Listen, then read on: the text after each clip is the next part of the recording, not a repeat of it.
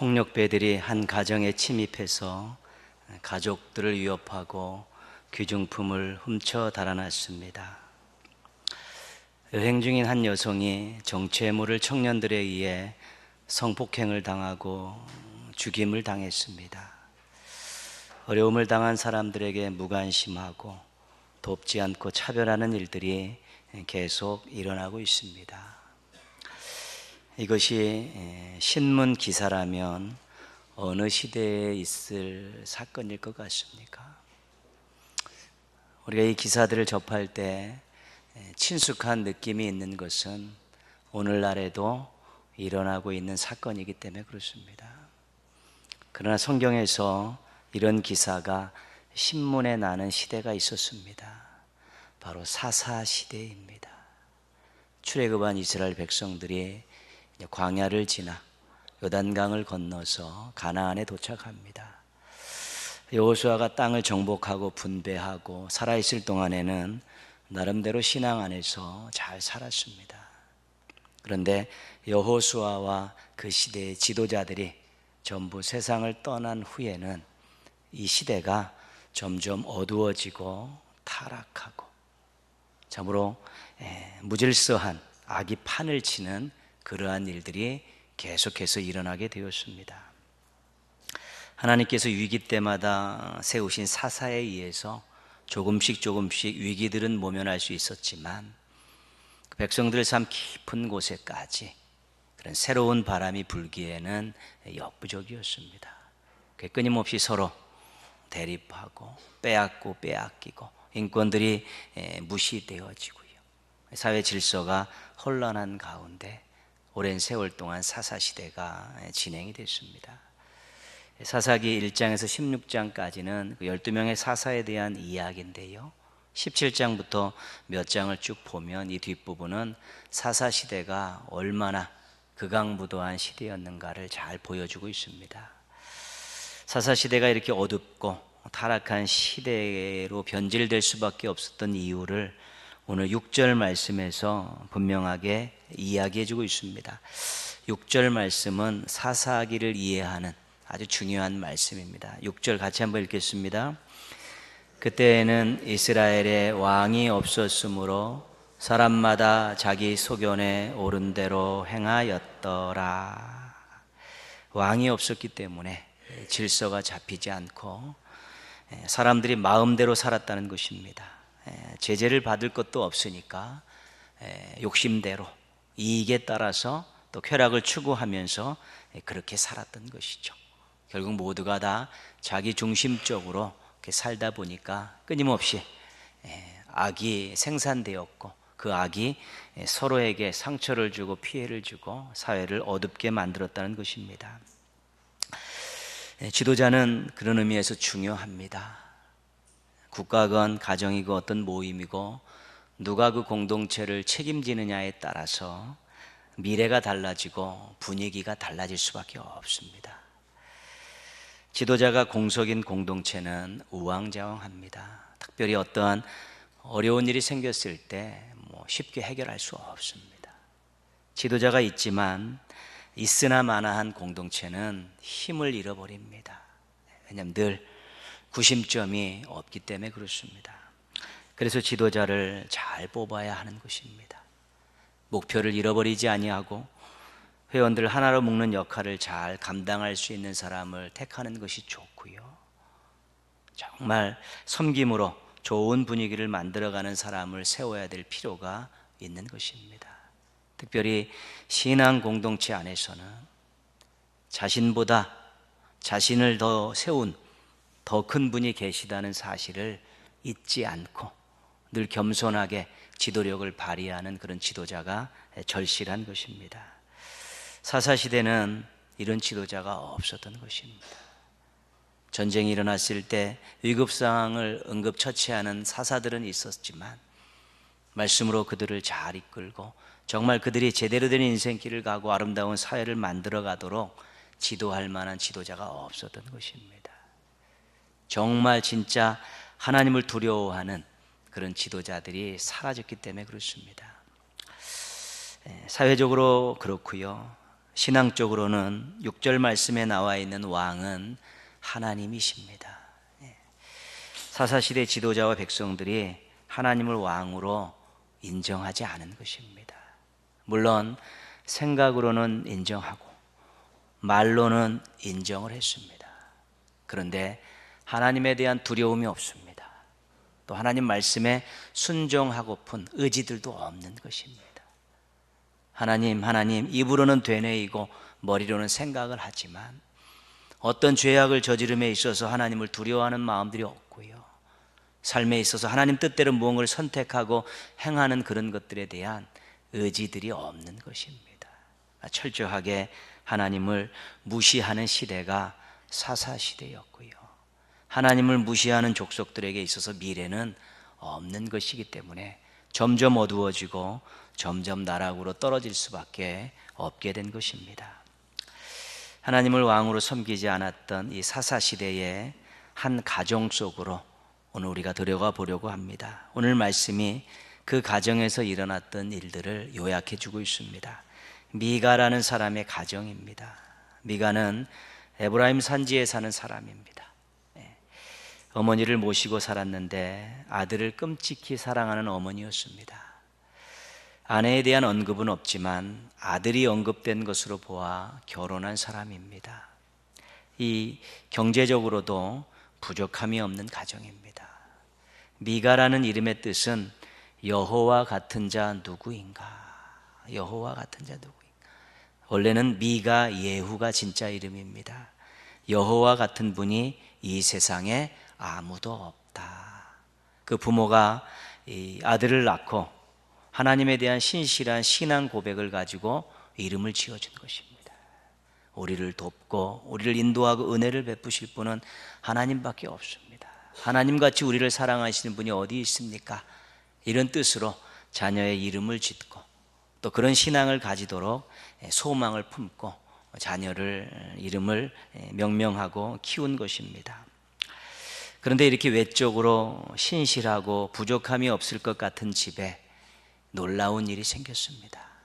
겉으로는 부족함이 없습니다. 이름을 짓고 이런 것들 보면 신앙적으로도 잘하고 있는 것 같습니다.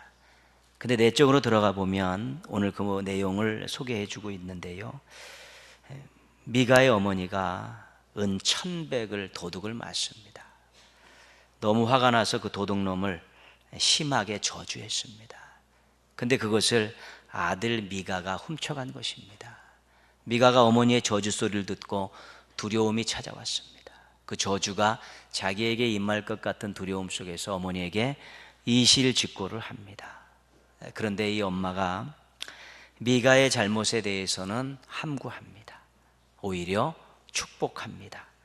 그리고 이 은을 여호와께 드리겠다고 합니다. 은 200을 은장색에게 주어 신상을 부어 만들게 합니다.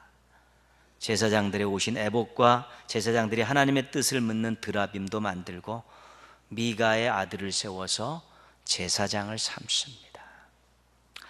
외적으로는 신실한 신앙의 가정이었는데 내적으로 들어가 봤더니 부패한 가정이었습니다. 외적으로는 그럴싸하게 하나님의 이름도 언급하고 나름대로 제사와 관계된 것들도 다 구비하고 있었지만 속으로 들어가 보니까 전부가 다 부패하고 타락했고 하나님과는 무관한 일들이 계속해서 일어나고 있었던 것입니다. 10계명에 비추어서 미가의 가정을 살펴보려고 합니다. 미가의 가정은 자식의 탐욕이 하나님의 뜻을 거스린 가정입니다. 은 1,100이 어느 정도인지 물 단위가 없어서 알기가 어렵습니다. 그런데 블레셋이 들릴라에게 삼손을 잡을 수 있게 해주면 주겠다는 돈이 은 1,100이었습니다. 그러니까 적장을, 블레셋을 괴롭혔던 적장에 걸린 현상급이 은 1,100이었던 것입니다. 후에 미가가 레위 제사장을 고용할 때 1년에 은 10을 주겠다고 계약을 맺습니다. 그러니까 제사장 연봉의 100배 이상이 되는 액수가 은 1,100이었습니다. 미가의 어머니가 그것을 잃고 화가 나서 막 저주한 것으로 볼 때 엄청난 금액임을 알 수가 있는 것입니다. 어머니의 돈을 본 미가의 마음을 탐욕이 지배를 했습니다. 내 이웃의 집을 탐하지 말라. 십계명의 10번째 계명은 탐욕에 대한 것입니다. 자신의 것이 아닌 것들에 대해서 탐심을 갖지 말라는 것인데 어머니의 돈에 대해서 탐심을 가졌습니다. 8계명은 도둑질하지 말라는데 이 계명을 지키지 못했습니다. 훔치고 나서 안 그런 척 했어야 됐죠. 자기는 절대 아니라고 이야기했었고 혹시 또 다른 연약한 종들에게 뒤집어 씌웠을지도 모를 것입니다. 9계명 내 이웃에 대하여 거짓 증거하지 말지니라 당연히 범하게 됐습니다. 이런 것들을 통해 어머니의 마음을 아프게 했고 저주까지 하게 했기 때문에 내 부모를 공경하라 실천할 수 없었던 것입니다. 죄라는 것은 그런 것입니다. 하나에서 잘라내지 못하면 계속해서 새끼를 치게 되어 있습니다. 열매를 키워갈 수밖에 없는 것이죠. 자식에 의해 하나님의 뜻이 거절당한 가정이 미가의 가정입니다. 미가의 탐심으로 인해서 10계명 가운데 4개의 계명이 이 가정에서 무시를 당하고 있었던 것입니다. 두 번째로 미가의 가정은 부모의 자식에 대한 맹목적인 사랑이 하나님을 무시한 가정입니다. 미가의 어머니는 미가의 도둑질과 거짓말에 대해서 문제 삼지 않았습니다. 오히려 축복했죠. 책망하고 회초리를 들어야 하는데 그렇게 하지 못하고 오히려 축복을 하면서 미가에게 회개할 기회를 빼앗고 오히려 그렇게 해도 괜찮다라는 아니란 생각을 심어주게 된 것입니다. 2절 말씀에 보시면요, 맨 끝에 내 아들이 여호와께 복받기를 원하노라. 그 죄를 짓고 해결하지 못한 죄, 그 자녀가 복을 받기를 원한다고 그렇게 축복하고 있는 것입니다.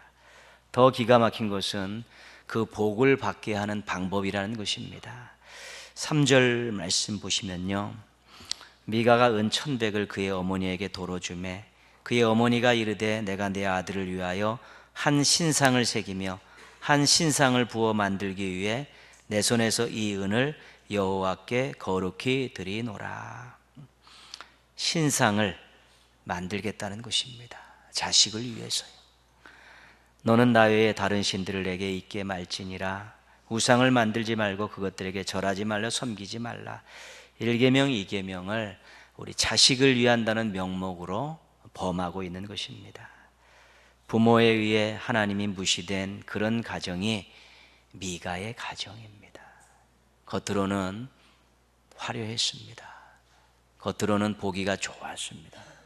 그러나 부모는 부모대로 자식은 자식대로 하나님의 뜻을 어기면서 또 부모를 공경하는 척하고 자녀를 사랑하는 척 했다는 것입니다.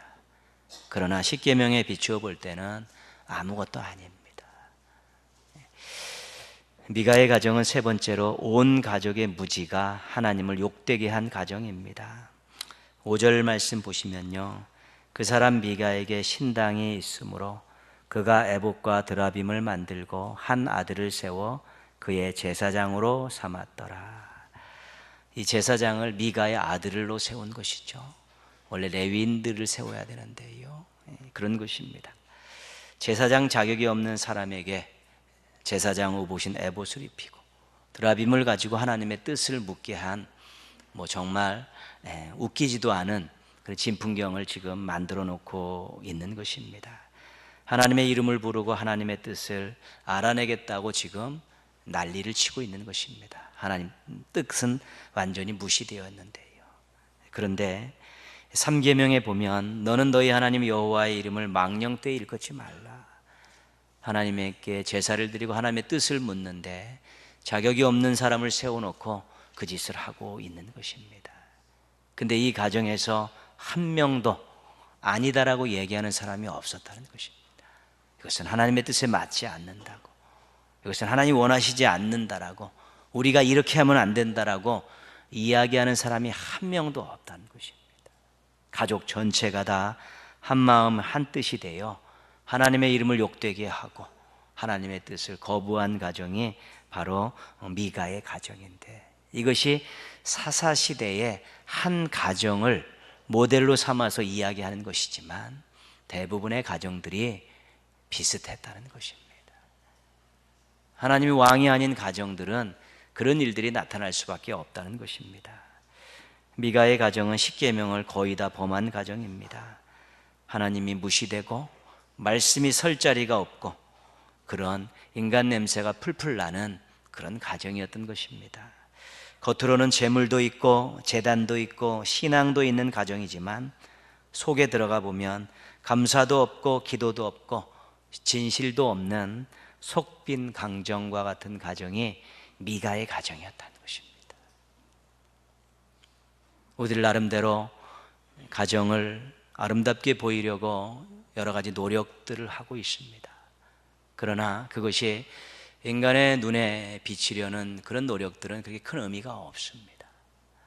정말 하나님 보실 때 속이 꽉 차 있고 속과 겉이 비슷한 모습으로 가는 것이 좋은 것입니다. 집은 여러 가지 세상적인 것들로 치장할 수 있지만 가정 안에 있는 이 알짜배기 신앙은 그런 것 가지고는 만들 수가 없는 것입니다.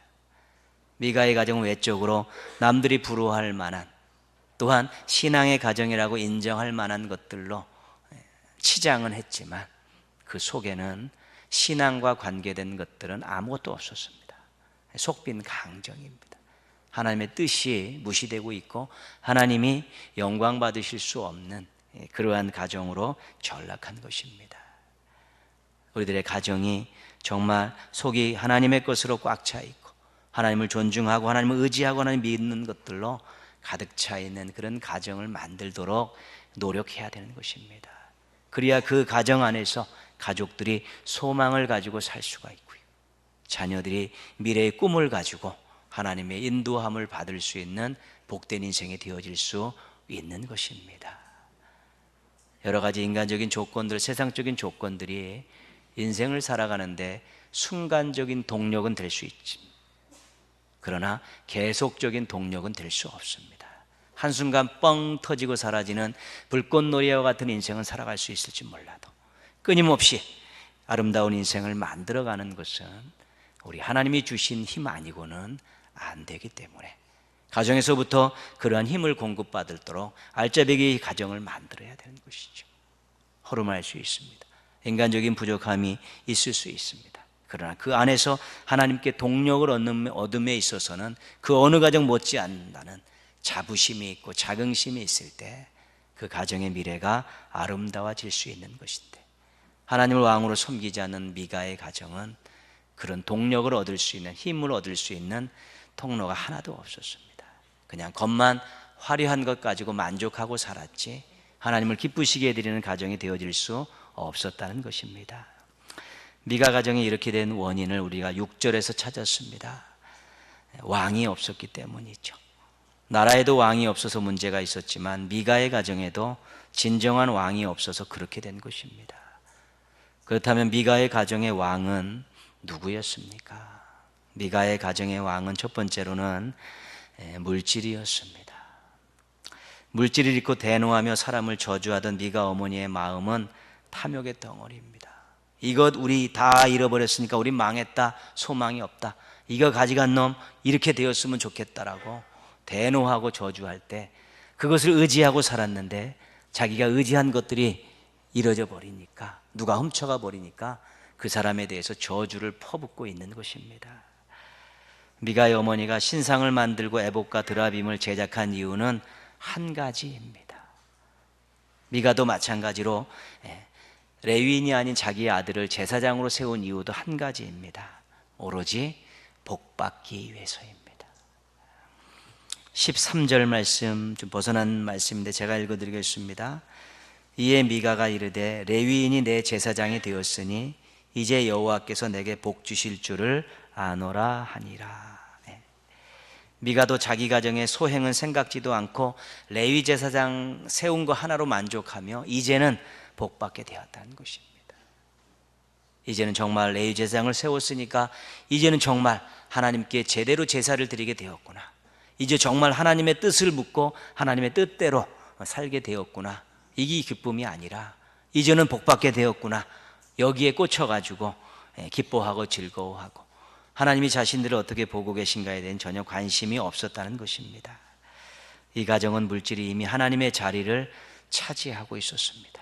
어머니도 그것을 훔친 자녀도 또 하나님이 원치 않은 방법으로 신앙생활을 하면서도 오로지 한 가지 복받기를 원하는 마음들을 가지고 있는 것을 볼 때 이 가정은 이미 하나님이 왕이 아니라 물질이 왕이었던 것입니다.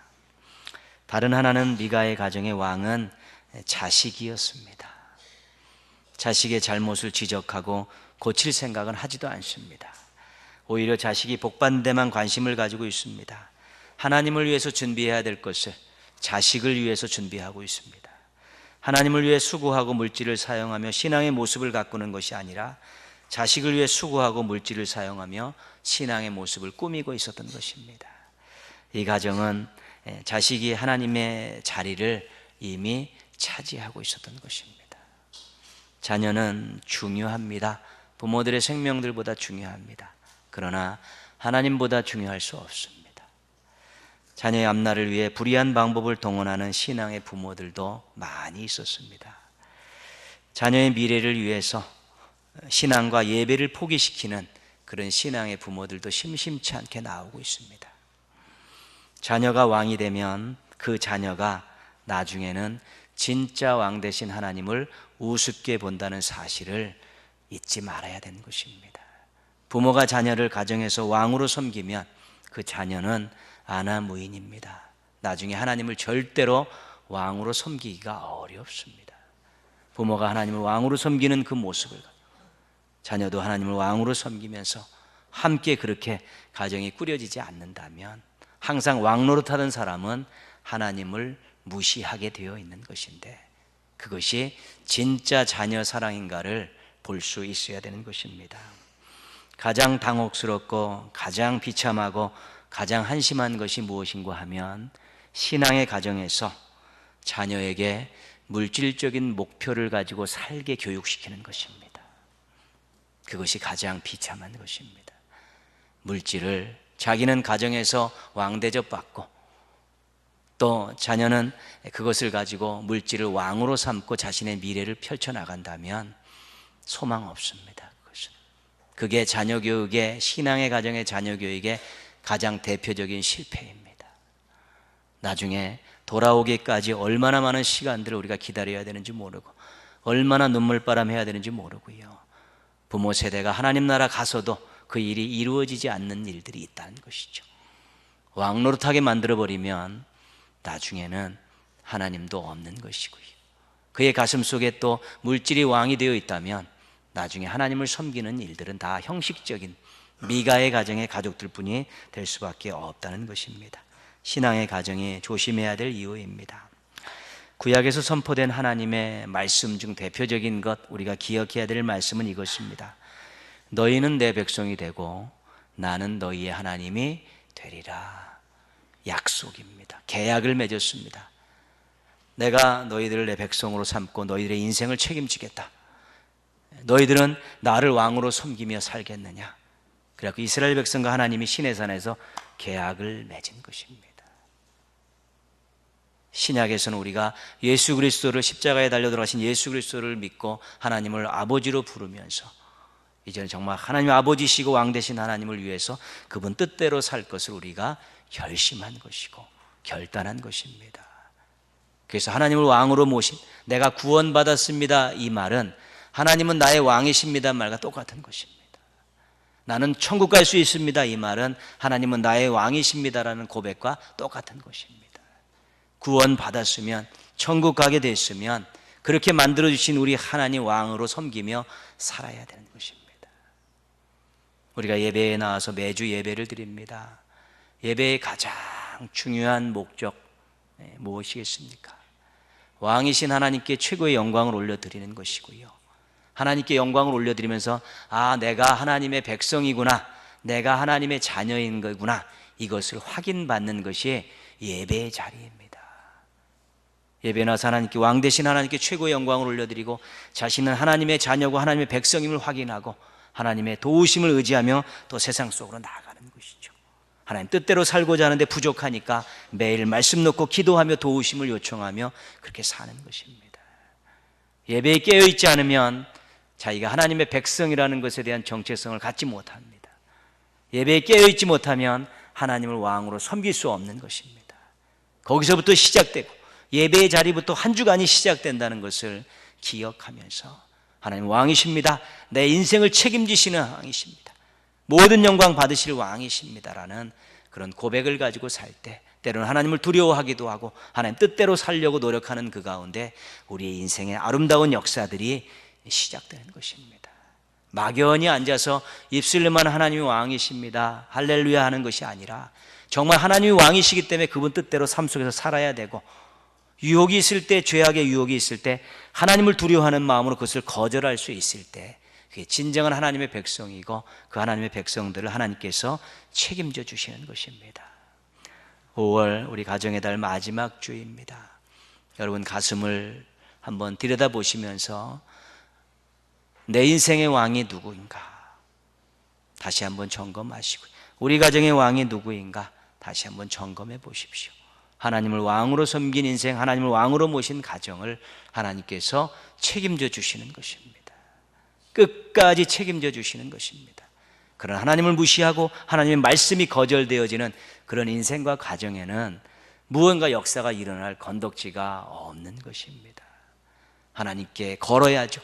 하나님께 맡겨야죠. 하나님께 매달려야죠. 그래야만이 하나님과의 아름다운 동행이 계속 이어질 수 있는 것이죠. 등 돌리고 살고 손 놓고 살고 쳐다보지도 않고 사는데 무슨 동행이 될 수 있겠습니까? 여러분 인생을 위해서 또한 자녀들의 미래를 위해서 하나님이 왕 되신 가정을 만들도록 노력하셔야 되는 것입니다. 여러분 스스로도 하나님 왕이십니다는 고백에 걸맞는 그런 삶을 살도록 노력하셔야 되는 것입니다. 그렇게 주어지는 은혜가 진짜 은혜고 그렇게 주어지는 하나님의 은혜가 우리의 인생을 아름답게 하고 새롭게 하는 것입니다. 가정에서 가장이 왕이 될 수 있습니다. 내려놓으십시오. 부모가 왕이 될 수 있습니다. 무릎 꿇으십시오. 자녀가 왕이 될 수 있습니다. 끌어내리십시오. 하나님이 유일한 왕이 되실 때만이 그 가정에 미래가 있고 소망이 있고 자녀들의 미래를 안심하고 맡길 수 있게 되는 것입니다. 여러분의 가정에 하나님께서 왕으로 좌정하셔서 은혜와 사랑과 복과 평강을 주시고 모든 가족들을 하루하루 잘 인도해 주시기를 주님의 이름으로 축원합니다.